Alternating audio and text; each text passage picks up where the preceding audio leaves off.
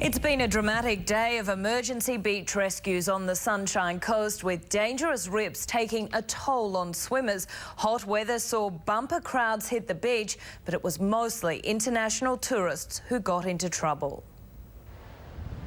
During summer, the weather is fine and life is good, but looks can be deceiving at the beach. Unstable conditions beneath the water are causing chaos. Pretty much a permanent rip going along the rocks.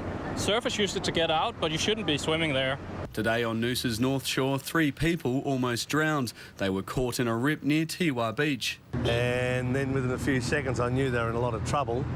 So I could see this woman laying there with all the hair flowing out the back. And her husband jumped up, he went out to help them both.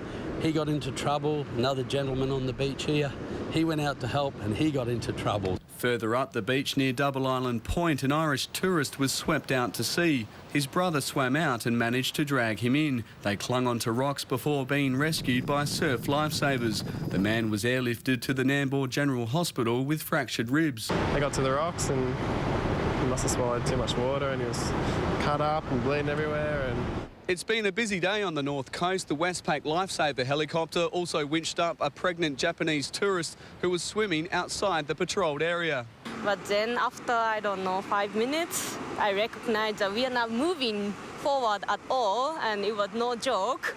He was getting serious, and then I realized, oh, we are in trouble, and we were trying to get back to the shore.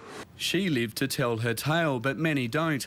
There have been more than 50 rescues in the past 2 weeks on the Sunshine Coast. Lifeguards are pleading with swimmers to stay between the red and yellow flags. Whenever you have the possibility to go to a flag there, you should go there and swim.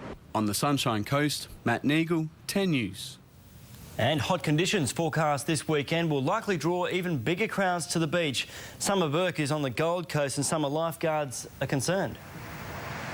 Yes, Max, there have been dozens of rescues right along the length of the Gold Coast over the past couple of days due to dangerous conditions caused by easterly winds and easterly swell.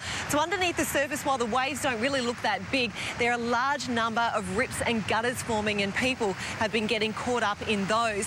Now, thousands hit the beach today. It was the first day that we had a really hot one after about a fortnight of below average temperatures.